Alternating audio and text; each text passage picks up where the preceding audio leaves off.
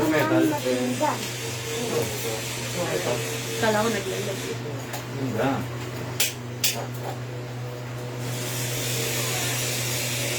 Tayo viewers.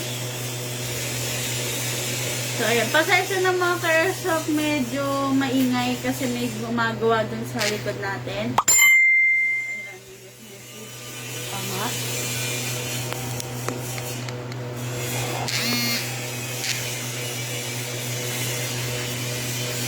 Okay.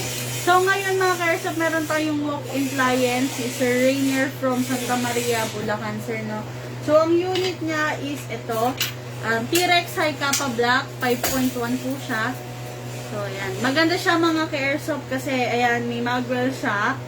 Tapos, fiber optic front and rear sight. Kita na muna natin. Ayan. Tapos, may ganito rin siya. Nakalimutan ko yung tawag dito. Pero alam ko sa safety niya to. Tapos yung magwell. Then, naka-high capacity magazine na rin siya mga ka-airsoft. Yan. Okay. So, sir, i-demo ko na sa'yo. So, unang kailangan natin, syempre, yung gas, yung reloader, saka yung silicone. Yung silicone asaan? Yung silicone ayun. Saan? Nawala yung ano.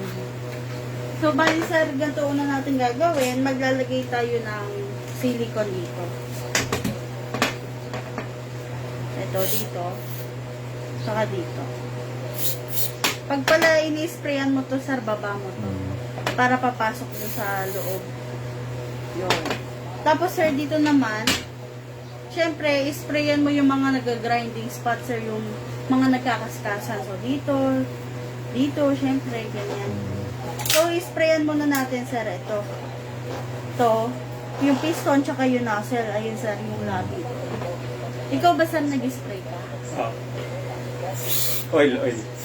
Silicone din.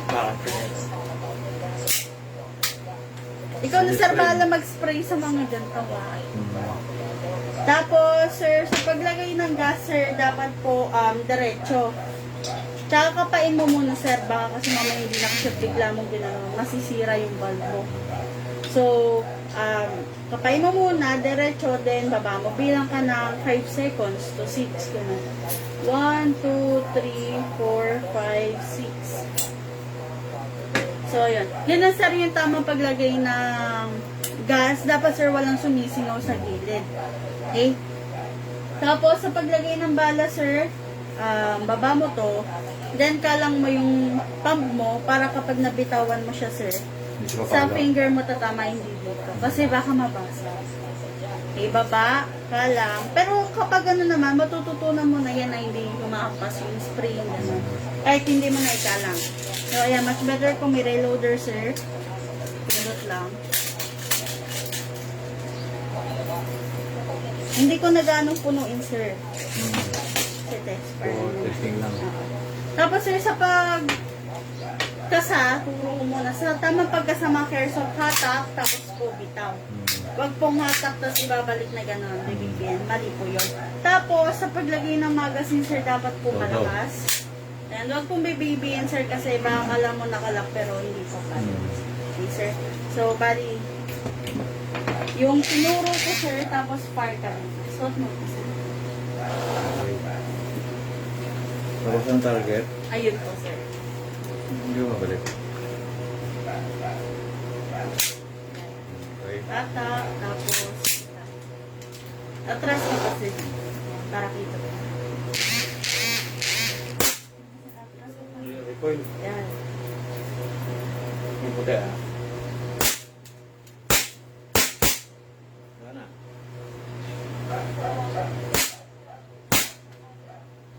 Sige, sana busin mo. Para mag-open slide po. Yun. Mag-open slide. Okay. So, tamang gawin, sir, kapag wala ng bala is release magazine, release slide, then rest the hammer by pressing the trigger, sir. Point down po. Okay. Tapos, sir, pagtapos yung mag-fire, syempre may laman pa siyang gas sa loob. So, bawal tayo mag-iwan ng gas sa 5 araw pataas. So, dapat, sir, pasingawin. Syempre, hangin siya, sir, ha? at hanap siya ng weakest spot para sa inyo. Okay. Tapos sir, spray tayo ng silicone spray dito ulit. Tapos dito. Yun lang. Hanggat basa siya sir, kahit wag ka muna, lalo na dito. Basta everyday lang, nagagamitin mo siya, tsaka ka lang mag-spray. Siyempre kapag tuyo, sprayan mo, kunwari, tinabi mo siya mahigit 1 month. Sprayan mo. Kasi gas-gas ulit. Oo. Tsaka explain ko lang rin mga ka-airsoft yung kapag sir nasira, lifetime service warranty po tayo mga ka-airsoft. Bali sir, kung ano lang yung nasirang parts na kailangan palitan, yun ang ibabayo. Okay. So yun mga ka-airsoft, mamaya ulit kapag may nag-walk-in, magla-live ulit ako. So yan si Sir Rainier from Santa Maria, Bulacan. Thank you!